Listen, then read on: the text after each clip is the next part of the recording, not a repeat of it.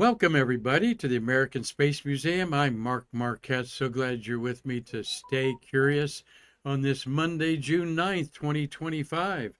I'm broadcasting from our studios inside the American Space Museum, just 3 blocks from the Indian River, where 9 miles away you can see Kennedy Space Center, VAB, and pads of the Cape Canaveral Space Force. And of course, we know that many of you have been in our wonderful museum. And if you liked your experience here and like what you see on Stay Curious, please share and tell your friends that we are doing every day, Monday through Friday, spacey content for your entertainment as well as education. And we feel some of our interviews of over 150 space workers the last year uh, have been basically oral histories of some of the men and women that have made our American Space Museum the greatest on this planet. So, say hello to my friend Marty Winkel here. Marty um, is on he's there, been running our Streamlabs production for over 5 years with me here. We're up to 1,104 episodes. And I'm putting my phone up here so I can see who's chiming in today. Dave Stange, he's sitting in his backyard enjoying a wonderful late spring afternoon in Michigan with his wife Julie. And it's been my pleasure to meet both of you at our Shuttle Fest 3 a year ago. And yes, everybody's waiting for the astronauts to go up in space at Jubilee. And Axiom 4 mission has been it's been pushed back to Wednesday, Marty, at 8 in the morning. And I understand that's because of weather concerns of high winds in the atmosphere, not here on the ground. So, hey, Tommy Usiak, I didn't get to the phone quick enough, and I'll call you here in a little bit. Thank you for calling. And Mitch Rothman of Man Space. We'll be talking about Mitch later this week as Mitch is trying to help our museum in a big way. Thank you, my friend. And what I have behind me here is a green screen, is the beautiful Cocoa Beach Pier out there, a nice twilight shot of it, as today we're going to talk about something that's going to be fun for everybody. And that we're going to talk about the 100th anniversary of Cocoa Beach as a city. We're going to learn a little bit about it. Founded in 1925. Festivities are mostly going to center in July and around the 4th of July weekend. July 4th this year is on Friday, if you've not flipped a peek of the calendar. So it'll be a long weekend for a lot of you 9-to-5 workers out there. But we're going to talk about some of the places that you've heard about, some of the places that we talk about, restaurants and stuff here a little bit. And can't talk about Cocoa Beach without talking about I Dream of Jeannie, of course. And I've got a couple fun stories about that to share with you today. So, and there's Carlton Bailey. He's on there. So we can, talking about setting his remotes out there to take some pictures that he so willingly shares with us. Of course, Carlton Bailey's photographed over 700 rocket launches and a good friend of our museum there. Yes, Marty, you got a question already? Yeah, RJ Jubilee's asking what time is the launch Wednesday? 8 a.m. And they keep every day that it goes later, it goes earlier into the evening, the morning. So I don't like that too much. That's pretty going to bed at midnight or 1 o'clock. That's pretty much my alarm clock time. So I'll have to get up early and come down here and watch at Space View Park, which is one of the best places to watch it there. So thank you, Steve Jokums, for you staying curious today from Fox Lake, Illinois, up there. Hope you're enjoying a nice late spring, as we're still in the first weeks of June, and summertime is officially June 21st here in a couple of weeks. So let's talk a little. I'm going to have Marty hopefully open up that USAC family microphone, as he worked here in the 1960s. He ate a few meals, I'd say, in some of these places. And stick with us. We're going to shock you about what a good steak dinner cost in 1964 or 5. So, but I have attended Chamber of Commerce events and other events at Cocoa Beach for the 8 years that I've been representing the American Space Museum. Today, I'm the director of our museum. A very privilege for me to be doing that, starting out as a volunteer. And of course, we lost our leader, Karen Conklin, a year ago in August to cancer. So, but the things that I always thought about Cocoa Beach before I even came here. However, I was here as a little lad, you're going to see here in a few minutes. But everybody knows about Cocoa Beach and the centennial celebration there on their website. A big deal for any community to celebrate 100 years. Many of your communities may be in their sesquicentennial, 150 years. And some of you up in New England area have a lot longer legacy, of course, 200 years or more, some of you cities up there. So good time to come down to Florida, check out Cocoa Beach, one of the most famous beaches in the world, that and Daytona Beach. Always argue on the news channels that we watch here out of Orlando, the news stations are, who's the most famous beach, Cocoa Beach or Daytona Beach? And I'd say I heard more about Cocoa Beach before I heard Daytona Beach, Marty. But there is the beautiful beaches looking south along the A1A highway to which has been renamed Jimmy Buffett Highway, for those of you who don't know, honoring that late and great musician that popularized the surf bum type of living. Yeah, go ahead, Marty. Yeah, Mark, I don't agree. Cocoa Beach was not that well known back in the 60s, even early 70s. The big beach back then was Daytona Beach. That's where spring break was. Okay. I was up in Jacksonville in 63, and that's where we went for and the Easter break. NASCAR races began Yeah, there. So yeah. good. That's why Marty's on here. He lived most of his life around here, raised his family here. And so chime in anytime there. There's a beautiful aerial shot of Cocoa Beach. Like I said, you see that would be the Banana River up there in the upper right, Marty, am I correct? On the left. Yeah, upper left there. Yeah, I mean, upper left there would be the Banana River. And that in the Indian River, then where we're 3 blocks from, separate Merritt Island. And Merritt Island became the center for Cape Canaveral Air Force Station.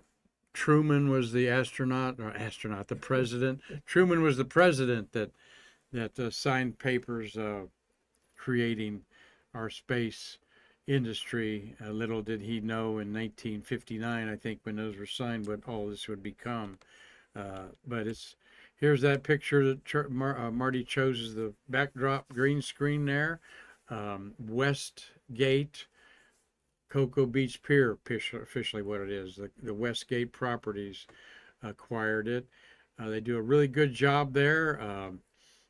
I think it's $30 to park there, Marty, during the day.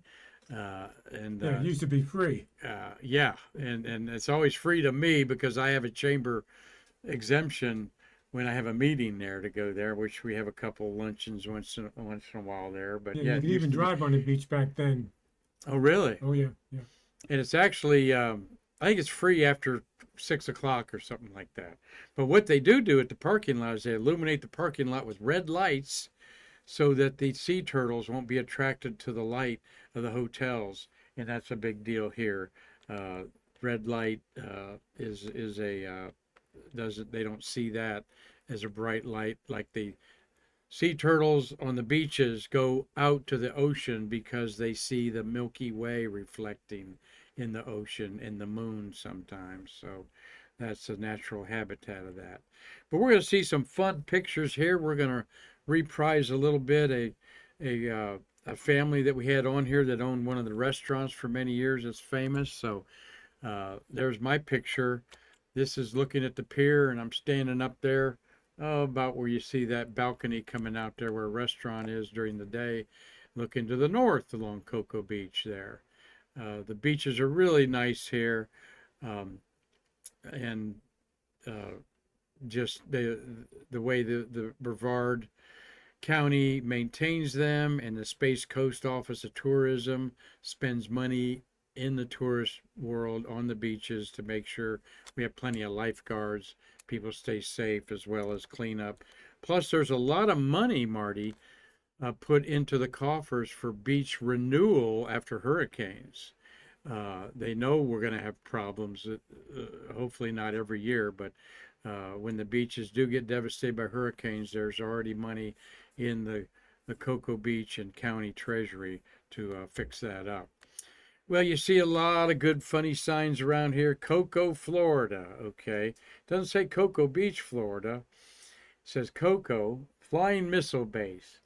And the moon looking at them there. And let me get into the details of that I forgot to do here about Cocoa Beach. Let me back up here just to have a little more fun. I was getting carried away. Put my spectacles on. The town of Cocoa Beach was established on June 5th, 1925. Within a decade, a one-lane dirt road, now State A1A, connected the town with Ugali to the south. Ugali is now part of Melbourne. A few years later, there were 49 residents in town in 1926, basically. Military developments in the region during World War II, the Cold War, and the space race transformed the sleepy coastal town into a city and a destination. It began with the Naval Air Station Banana River, established in 1939 as part of America's naval expansion activities leading up to World War II. The installation transitioned to Patrick Air Force Station in 1950, with Cape Canaveral Air Force Station to the north. Cocoa Beach was filled with space-themed models, restaurants, and attractions when the Mercury astronauts were named in 1959, and this would be their training ground. So they had to eat, they had to sleep, they had to bring their families in. Thus, restaurants and with other institutions were established, some of which have gone by the wayside and some which barely survive today or are thought about in a different way.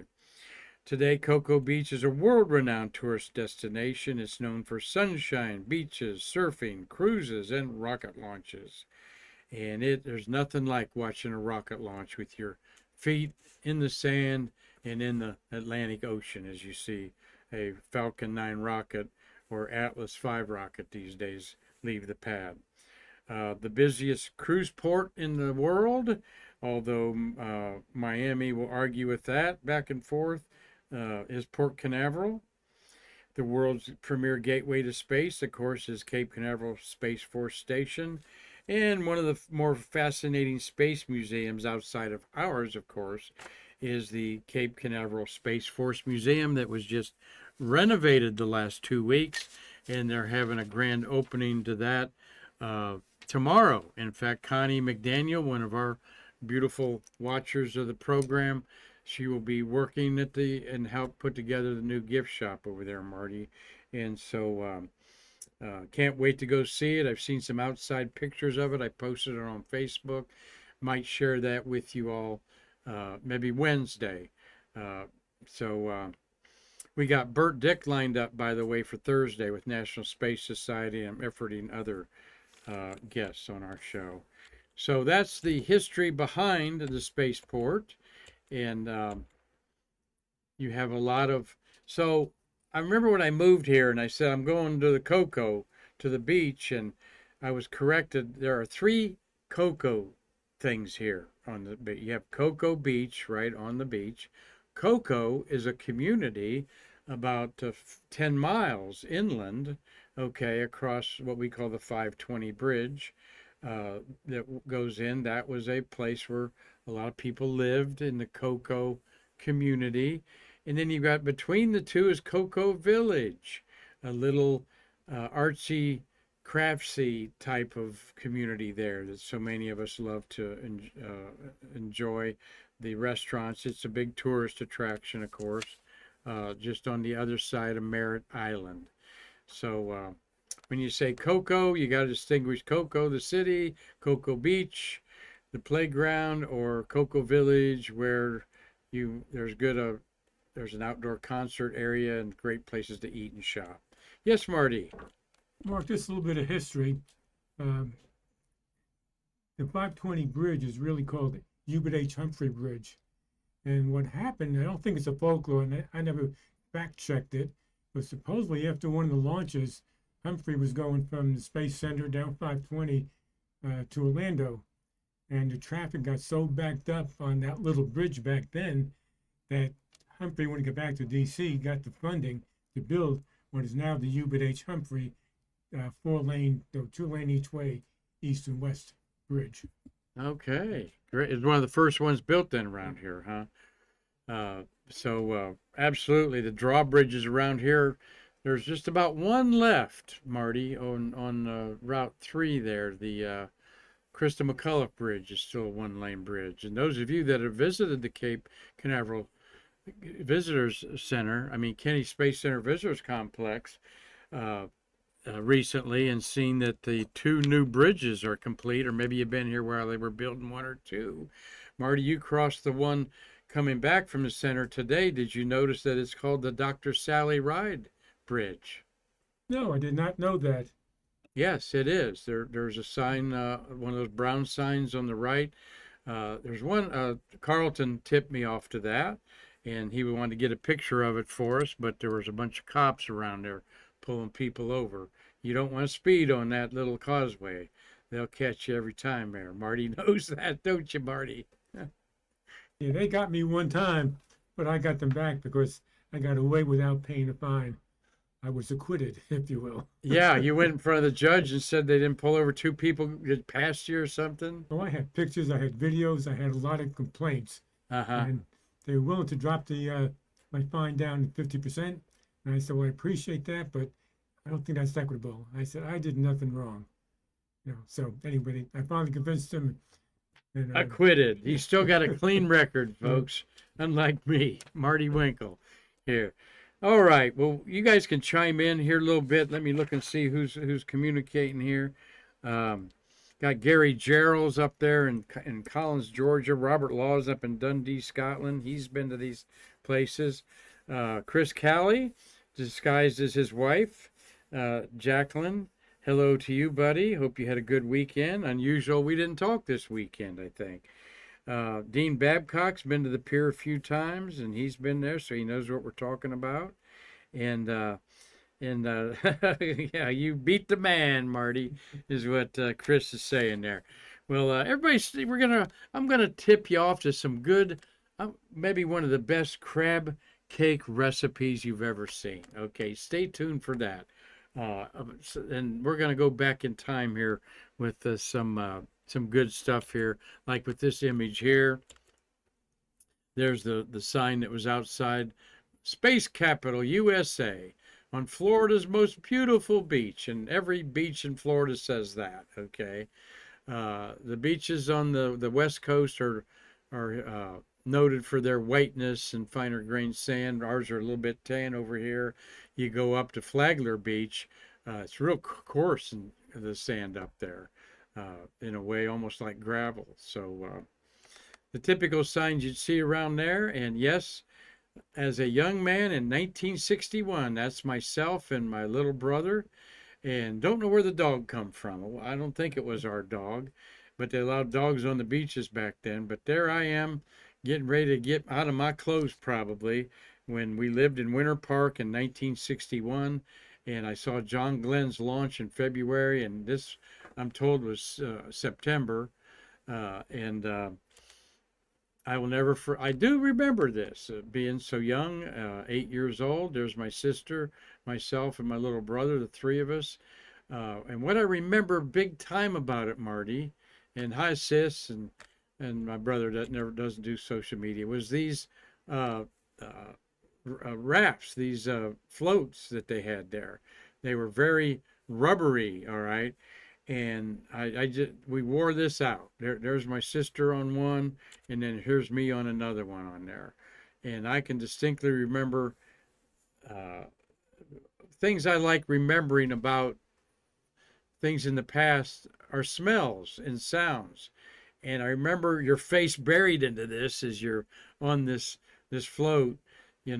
It was the rubbery smell of all that, and then of course the salty sea air in there. So your kids probably had something similar like this, Marty. Yeah, if you remember, Mark, if you rode that raft long enough, maybe for a half hour, your chest would be raw. Oh, Getting yes, it scratched would. from that raft. Yeah, it was really rough kind of thing on there. Yeah, you know what I'm talking about there. Yeah. But just amazing that many decades later, here I am looking at this picture, and I certainly enjoy the beach. To me, it's very therapeutic. Very well. I'm a man that likes getting up in the mountains of Tennessee, where I was 35 years, or out on South Holston Lake, in the beautiful Chris Craft cabin cruiser my dad and I had back in the day. And nothing like going to the beach and just clearing your thoughts. And I just love sitting there in early evening, just digging my feet into the sand. Of course, I love getting into the water like everybody else in there. So, well, let's look at some other things that are not so personal. That's my only personal account of my early beach renderings there. But you cannot talk about Cocoa Beach without talking about I Dream of Jeannie, Barbara Haig, Barbara Eden, and Larry Hagman is what I was trying to get. I was thinking Larry Hagman ahead of them.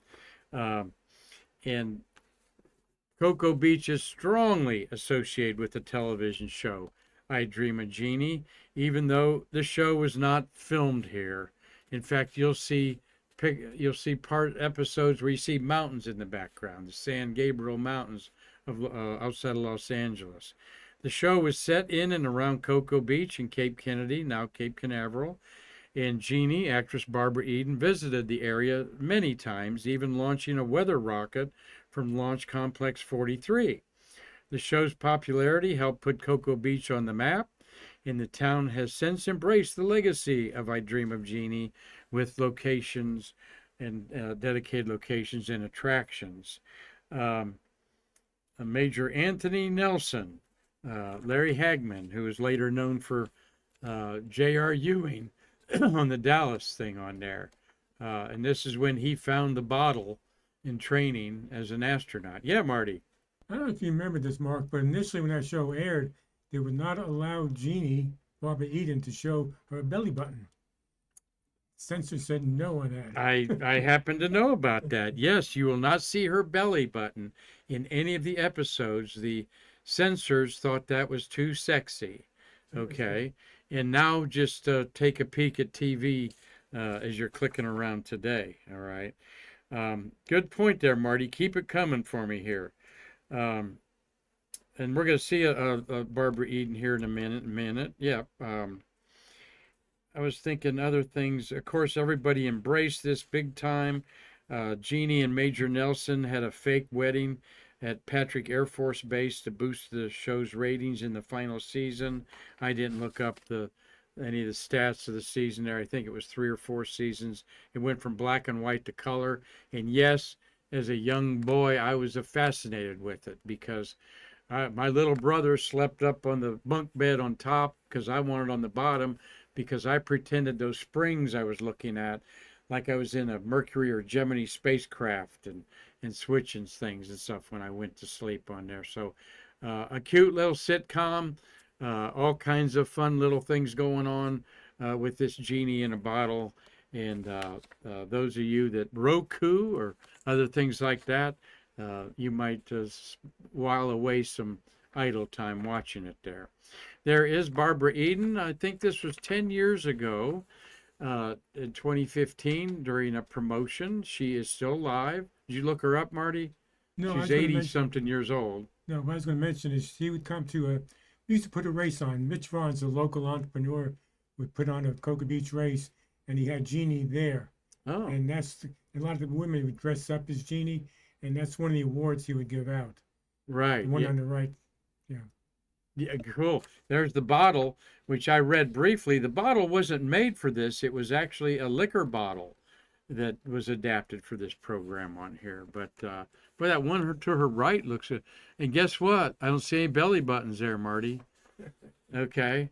No belly buttons Yeah. back in the day, but she's aged very well. I had reason to look her up one day this last year or something, and I think she's still doing well. And but one thing that we have around here, they named an I Dream of Jeannie lane, and you notice that that street sign is pretty high up there, Marty, because when I started getting involved with the Chamber of Commerce, the leaders were telling me that they couldn't keep that sign up there, that people kept stealing the sign. And so they put it 10 feet up in the air up there, and it's double clamped. And I looked at it one day walking by because it's outside of Lori Wilson Park. Okay. And there's the whole thing about the TV series was set in and around Cocoa Beach. And so there at Lori Wilson Park is where I may have said another name. Lori Wilson Park is famous for that where I Dream of Jeannie Lane is on there. So now you know about I Dream of Jeannie, and that leads me a segue to the Flight Crew Training Building, which should have been a National Historic Registry mark. This is where the simulations for the Apollo lunar lander on a huge, gigantic uh, video game basically was on there. They had the lunar module simulation and the command module simulator in there, and these are very elaborate, cutting edge technology. We're looking out the triangular windows. Any of the astronauts would see a video being played of where they were. The video was coming from a camera that was actually photographing a video of a relief map of the landing area, and we're going to get into that big time in July when we celebrate Apollo 11. And we had this gentleman, Bob Pearson, rest in peace. Bob was a supporter here at the museum and a good friend of Hazel Seacack Banks. Hi, Hazel. There's your good buddy there. Bob, I got to know Bob pretty well. He trained all the astronauts how to land on the moon in this simulator, and he's holding the rubber that was over the rubber cover that was over the joystick that every astronaut had their hands on this that he has on there. And that's his record book of all of the astronauts coming in and training. And it's very detailed. I even did some pages of it and so forth. But while we're talking about this now, and here's what it looked like inside, this could be the Johnson Space Center situation. And in the foreground is the command module one, and in the background is the lunar module one. And we're going to have another gentleman on here, Jim Morgan, who worked on the computers that you see there. Hazel Seacack Banks, one of our awesome supporters, was secretary in here and has told many stories as Hazel Banks on our YouTube channel. Just go Google her name. You will be fascinated with the story she tells. But one story that Bob told that I'll never forget is he said Neil was very, of course, obsessed. Neil Armstrong was very obsessed with takeoffs, the moon. When he was named the commander of Apollo 11, and of course Apollo 10 was the dry run that went down about 9.5 miles to the landing. Neil wanted to get those takeoffs, the moon, just down perfected, and it was a different technique. Instead of pulling back on the handle to launch up like an airplane pilot would, you had to lean forward with it. And it took him a while to get used to that, Bob said. And the simulation, you would crash and burn all the time, or have a successful flight. Well, he said, I was on the pilot side, Bob said, and Neil was the commander, and we were practicing takeoffs. And we'd been there since 6 in the morning. And about 7:30, quarter till 8, over the headsets came the announcement, Barbara Eden, I Dream of Jeannie's in the building. And Bob says, Neil whipped off his headset and looked at me and he said, Bob, see you later.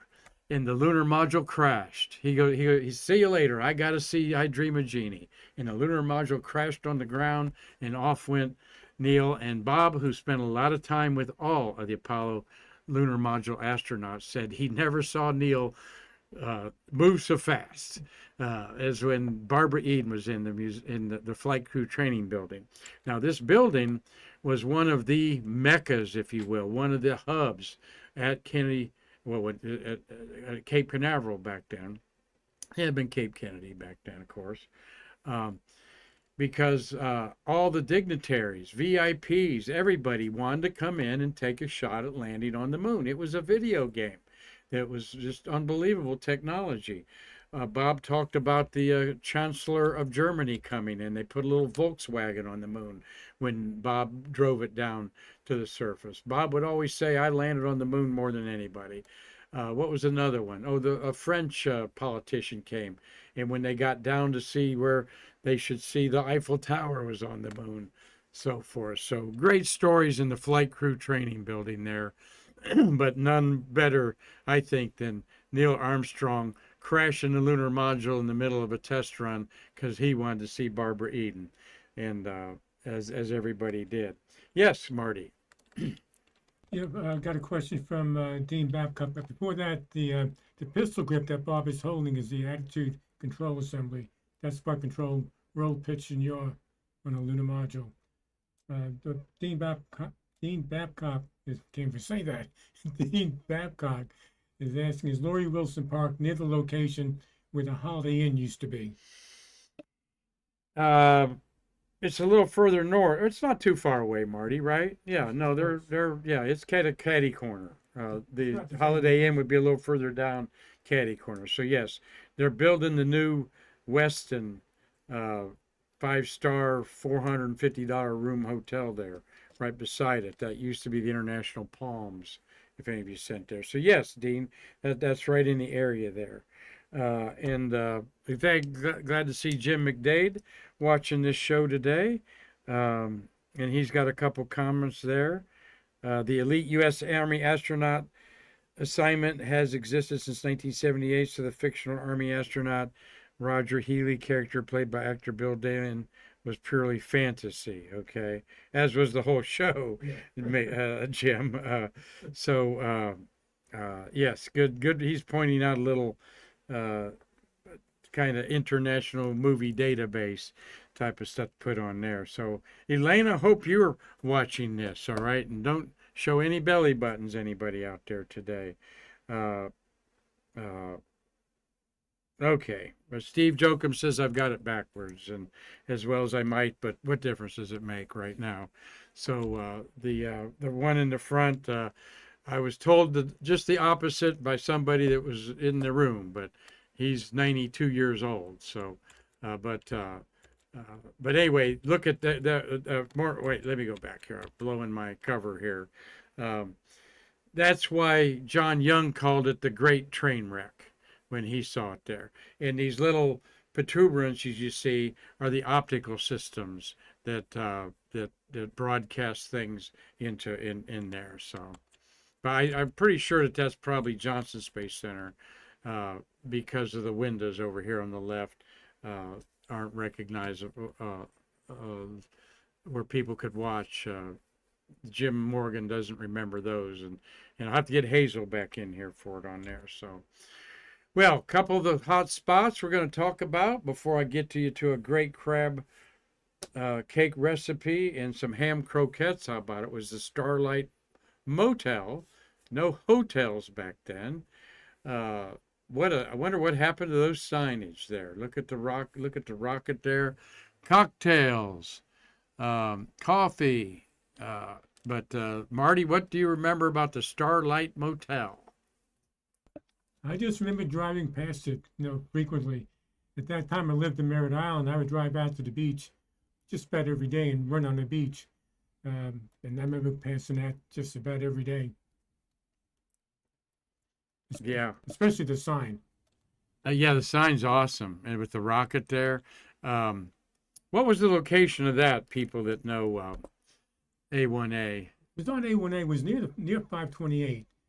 Just a little bit south of 520. I meant 520. Okay, so that was closer, one of the first hotels close to the base then. Well, it was just close to Ron John's, actually. Yeah. Okay. When Ron John back then was just one little storefront. Okay. All right. And there is a Legacy Starlight restaurant and lounge inside the, I think the Garden, the Hilton Garden Hotel. The Polaris Hotel lit up there, and the Mousetrap. All right.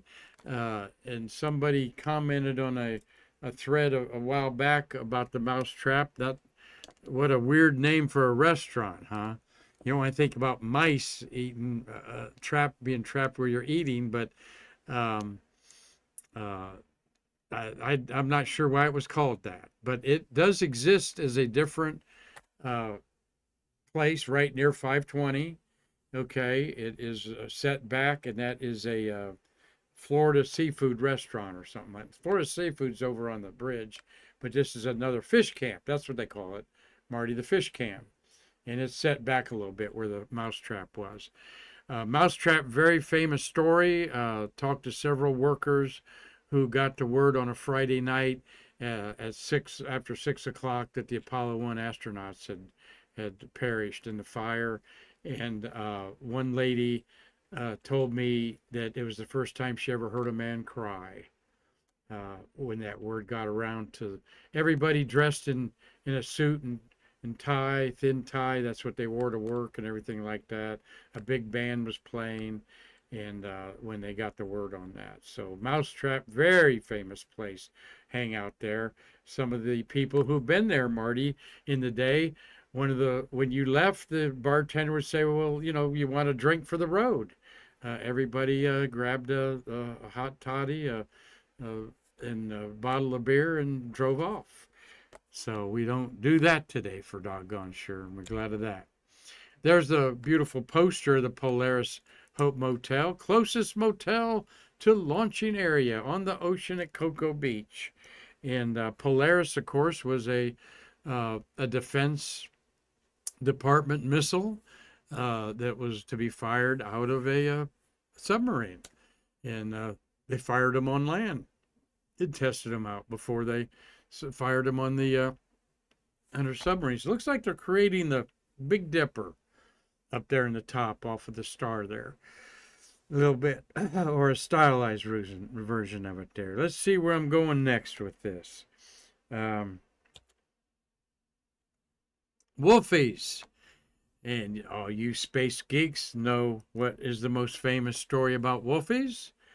Of course, Gemini 3, when John Young, rookie astronaut, snuck a Wolfie's corned beef sandwich in his pocket of his spacesuit. And once they reached orbit with his commander, Gus Grissom, he took it out, took a bite of it, and asked his commander, you want a bite? And not sure if Gus took a bite or not. There is some say yes, some say no. Actually, I think his brother, Lowell Grissom, said that he did take a bite of it and then quickly said, put that away. And it was a 30-second event that once it got back to NASA, because they found breadcrumbs in the capsule, the Gemini 3 maiden flight capsule called Molly Brown. And so some technicians wondered why were there some breadcrumbs in there. And there was a Senate investigation where Miller had to go and testify in front of Congress. Why is an astronaut taking a corned beef sandwich with him to space when we just spent all this money on space food, cubes of bacon and stuff like that? Go ahead, Marty. Yeah, Dean Babcock is asking, were certain ties mandatory attire for engineers in the space program back in the day? Marty, you can probably answer that as well as me. No, it wasn't mandatory. A lot of engineers did wear certain ties, some just in jackets, but mainly during launch time they would wear certain ties. So Yeah. unfortunately, not unfortunately, but the government was not in the firing rooms during their launches, since the lunar module was not powered up, so our engineers did not have to wear certain ties. But launch day, everyone would dress up. Usually, right? Yeah, it wasn't. I don't recall it being mandatory. Okay. Maybe it was expected. That's something that kind of I find interesting about the shuttle era when we have some of our guests on here that worked it, like Terry White, is that you just wore jeans and t-shirt, anything you wanted to, rock and roll t-shirt, surf t-shirt, whatever you wanted to wear, just whatever you wanted to wear. There was no uniform uh, code in the orbital processing facilities that I know of there. So there's what Wolfie's looked like: restaurant, sandwich shop, cocktail lounge. It is played up big in the absurd movie that we saw last summer. Uh, I'll Fly Away. What was that? What was that movie called? Someone will tell me. With the Scarlett Johansson and uh, Artemis. some people that I know that were at Wolfie said, I wished it did look like that inside. It was more of a diner. It wasn't a diner at all. They had it acted like a diner. And I'll Fly Away, I think it's called, and it's fun and far-fetched. You talking about Artemis? No, I'm talking about the Hollywood movie that Scarlett Johansson. You saw her Yeah, from a distance, yeah. Yeah, it was called Artemis. No, it's not called Artemis. Not that movie is called Artemis. It's and who's the handsome actor in it there? Somebody will tell me what that movie last summer was. Okay. Ray Romano was one of the actors, but wouldn't call him handsome. I'm pretty sure it was I'll Fly Away, or Scarlett Johansson was a press. Yeah, Fly Me to the Moon. There we go. Fly Me to the Moon. Well, I was close. I had the fly part of it correct. I wasn't even close.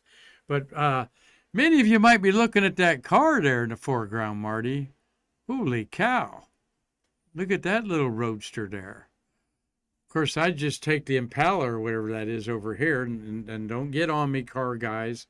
I know you can name every one of those vehicles there in that parking lot. Yeah, that little one looks like a little Triumph, or maybe. Yeah, I got to say a TR7, TR2 or 3 or something like that.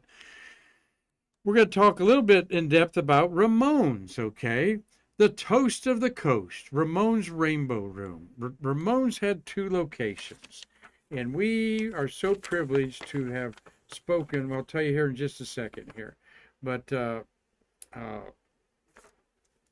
Ramones had 2 locations. One was in what they call the Bank Building here. That is approximately at the 520A1A intersection where the Dinosaur Museum is, there at that intersection. No. That location was where on A1A going south, where the road veered off to the right. The southbound went to right, and the northbound was on the left side. It was across from that. Do you know where the Dinosaur Museum is? Yeah, that's on 520. I had 3 people tell me that's where it was. No. Were you? All right, I'll write their names down. You can tell them they're I'll wrong. call them. But you drove by it, as did Hazel, said it was there where the Dinosaur Museum is. But regardless, again, that's immaterial to the story here. Look at this futuristic building. What did it look like? That's a drawing of it, Marty. Did it really look like that? It's very similar.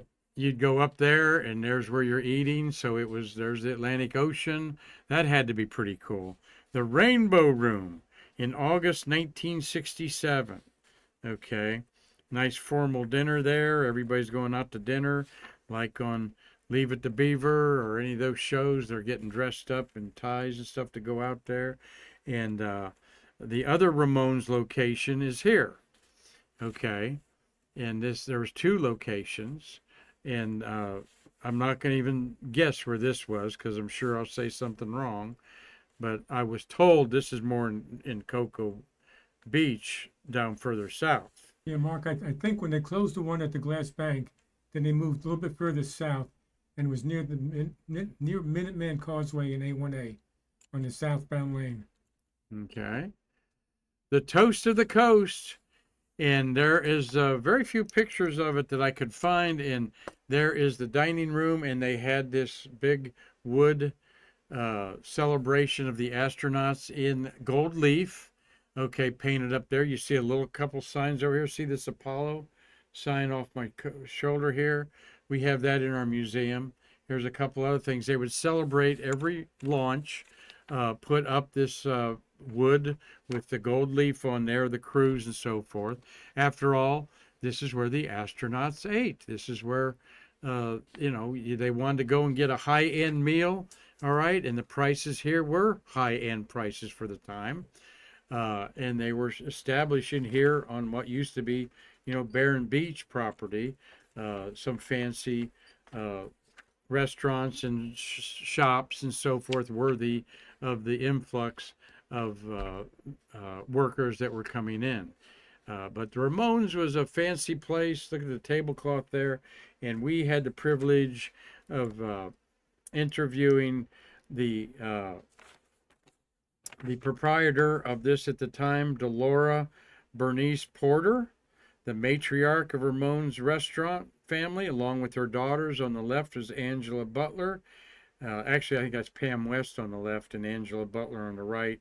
I probably got it mixed up, all right. And they did a Stay Curious episode on September 20th, 2022. So go check that out. And then we'll get our facts straight. I didn't have a chance to read it today, but the famous restaurant was frequented by Mercury astronauts and was the 1960s Cocoa Beach dining hotspot, without a doubt. And I don't know if Miss Porter's still around with us here 2.5 years later. Hope she is. One of the daughters I've seen at some Chamber of Commerce events there. And I may go back and just listen to that. But here's the mother, matriarch, in front of our Gemini board that was at Ramones that was given to us. And they actually got Neal spelt wrong, Neal, right there. But I love this because I can talk about 10 missions in 2 years. They have the dates up there. It's and I was a elementary school student back in the time there. So God bless the Ramone family. This is Delora Porter, and she had quite a lot to say about that. Go back and Google Ramones, Ramons. If you put an E on it, then you have the punk rock group out of New York, Ramones, in there. So here is something that would be cool to have. I'm wondering I'm wondering who knows what that is. That's under 30 years old, if they're watching. That's a matchbook. That's a matchbook cover, okay? But the Toast of the Coast, Ramones on the Causeway on Cocoa Beach. And the Rainbow Room in the glass building was well known for its outstanding food.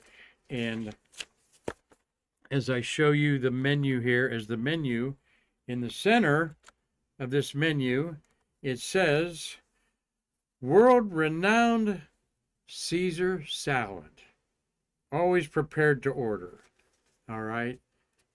Nobody had Caesar salad in America. I'm not going to say in America, but your salad in the 60s was a quarter wedge of iceberg lettuce with Thousand Island, French, and maybe an Italian mix on there, and probably blue cheese, Marty. But can you imagine being famous for Caesar salad, always prepared to order? Marty, a king-size order of Caesar salad, $1.25 per person on there. And the Ramone family, well, the Porter family it was back then, Miss Porter said that they sold it by the gallons, that Caesar salad dressing taken home on there.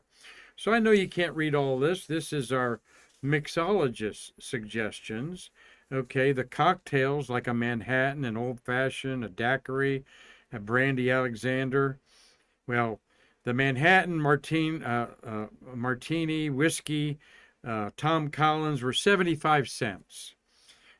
Your more expensive drinks like a Brandy Alexander and a Stinger were 90 cents. A Grasshopper was a very popular drink back then, made green with the creme de menthe. If you just wanted a cordial creme de menthe, that was 75 cents. All right.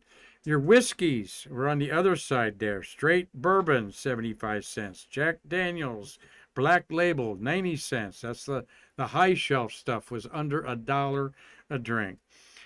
Canadian whiskey, 75 cents. Johnny Walker Black Label, 90 cents. And a premium beer was 50 cents. So With your dinner, we suggest California's famous Almadine wines. All right, a full bottle, $3.85, a half bottle, $1.60. Now, the Rainbow Room had a triple-decker club chicken sandwich with lettuce, tomato, and bacon for $1.50. And how about a ham and Swiss, just a ham and Swiss sandwich, 85 cents. All right. Now, here's something I don't see on the menus around here, Marty. Imported sardines, tomato, and onion, 95 cents. Who has had an imported sardine, tomato, and onion sandwich? Could I have that on rye bread, please? Who would want it? Yeah, right. Sliced chicken, all white meat, they put in their parentheses, 95 cents. And chicken salad, pickles, and Saratoga chips, 75 cents. Saratoga, was that like saying Lay's or something like that? Pringles, Marty? Is that a brand name? Pringles? But the toast of the coast. And they even have the host. Your host of the Rainbow Room is Carmen on there. But let's get to the real meat of the story. Yeah, go ahead, Marty. Dean Babcock is asking, how many times did Marty dine at the Mousetrap and Ramones? Well, I probably dined at the Mousetrap, I'd say about once, maybe twice a year. Ramones, never. I could not afford Ramones. You could not afford Ramones at these prices. Yeah, That's why I was asking Hazel, who's watching today, was this really upscale? And she says, yeah, it was, but she didn't know exactly what the prices were. So, yeah, well, let's see some of these upscale. Rainbow Room special at the top there.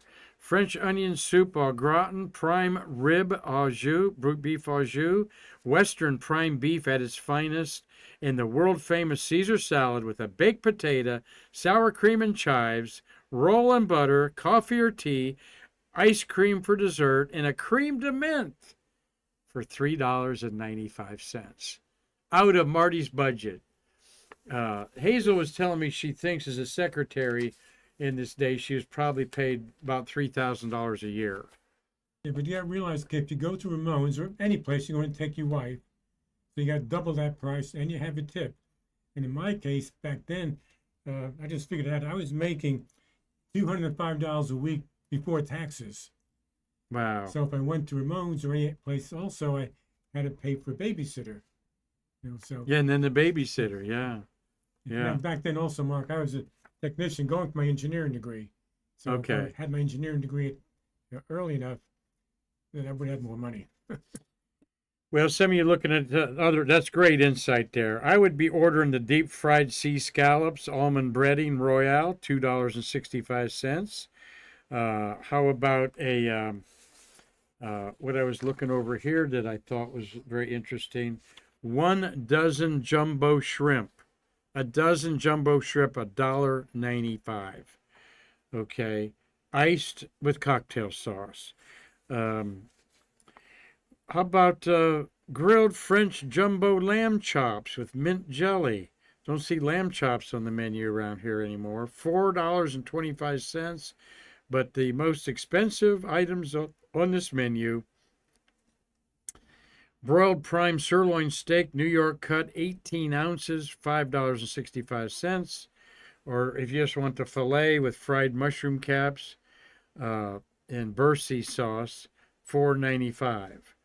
And the price includes Caesar salad or Chef's Deluxe salad bowl, baked or long branch potatoes, French fresh vegetables, oven fresh rolls, ice cream or sherbet, coffee or tea, all for about $5 at the time.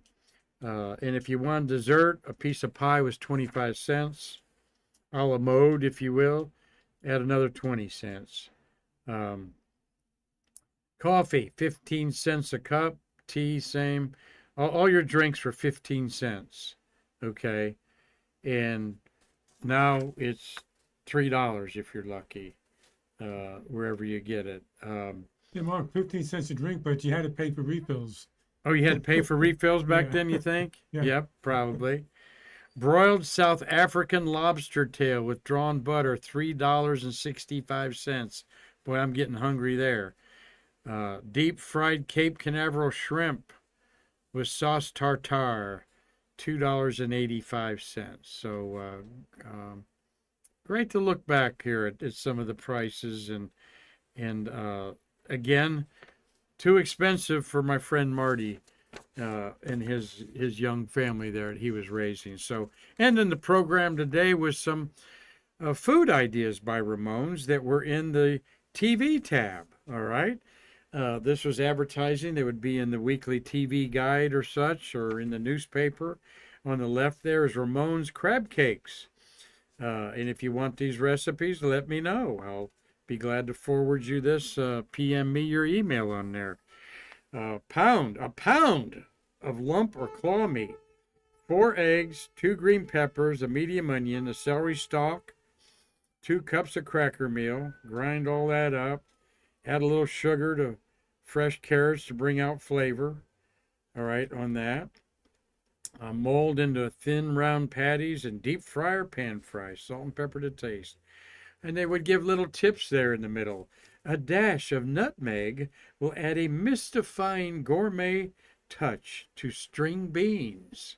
I see Dave Stangy's going to tell Julie, let's try that. Where's the nutmeg that we don't get out until around Christmas time with the eggnog? When using fresh apples in salads, squeeze lemon juice on after slicing to keep them from turning dark. Food for thought from our chefs to you. We take our cooking seriously. And it says next week, crab cake recipe at the bottom. And the crab cake said next week, ham croquettes. Well, ham croquettes, get a pound of ham from Boiled Hawks, 1 medium onion, 1 celery stalk, green pepper, pimento, 2 eggs, 2 cups of cracker meal. Basically like the crab cakes there. Grind or chop very fine, mix all the ingredients, mold into patties, and grill till golden brown. Add a dash of salt for it on there. So there you go. Giving you some cooking ideas. We all watch the cooking shows up there. My God, how can you not escape Gordon Ramsay, all the shows he's got on there all the time, which I get caught up in a couple of them once in a while. So Marty, great. We got another question there. Yeah, Dean Babcock is asking, what was the astronaut's favorite bar to go to after a day of training? Any bar? I was going to say the nearest bar or wherever they were staying Yeah, at that bar. yeah. They may have had a favorite, but I don't know what it is. Don't know the answer to that. I have a hunch. I've heard some stories about them going into the liquor store, grabbing a bottle, and going somewhere private to drink. But they did buy the Holiday Inn to live in. That's now a La Quinta there beside Siam Orchid, a good Asian place to eat. So don't know exactly, but you know who might know? Yep, Nick Thomas, and maybe we'll share some of this with Nick. Maybe I'll email him a couple of these pictures to see if he wants to add anything to it. So, my gosh, I can't believe we've killed an hour on this fun here, celebrating the 100th birthday. There's Ramones again. Very intimate, tablecloths in there, white. You get an idea of the astronauts. There's Alan B. Shepard up there. Imagine them walking in there and seeing themselves up on there.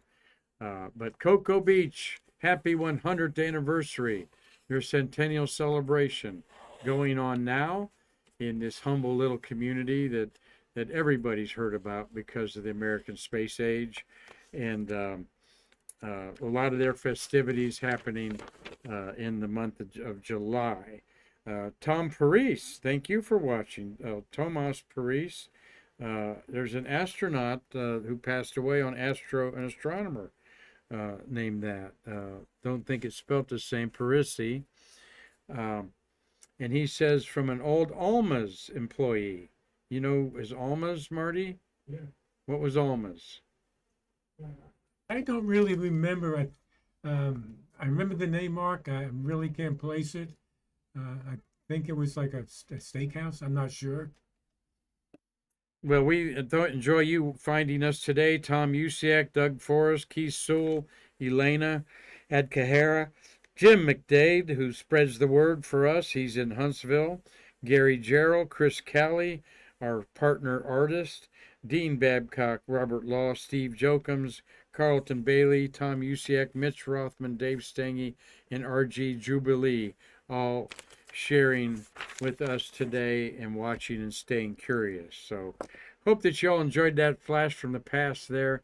Times sure have changed a lot. My gosh, those prices 60 years ago, $5 for I'd be getting me a T-bone steak and a good baked potato and that Caesar salad, and probably leave a whole quarter tip because I was so happy with the meal there. So thank you all for watching. We're lining up guests the rest of the month and some interesting shows for you. We may have a surprise guest tomorrow. I'm reserving the time there with an Axiom 3 astronaut, Waldem. Forget his first name. I didn't bring his bio over here. But Axiom 3 astronaut has been out to Space Center with our ESA friend Alex Carl. Marcus. Why did I know that? Remember that. Marcus Waldem. Possibility that he'll be sitting here beside me tomorrow to keep y'all curious. A Swedish astronaut. All right. So that's why you want to check in, and if you can, or a Facebooker. I try every day, at least by 3:30, to get what the show's all about on there. So hope that we get Marcus Waldem tomorrow and talk a little about ESA, an astronaut, and his experience in the International Space Station with Axiom 3. And until then, I'm Mark Marquette saying, stay curious, and I can't wait to see you tomorrow to bridge the space between us.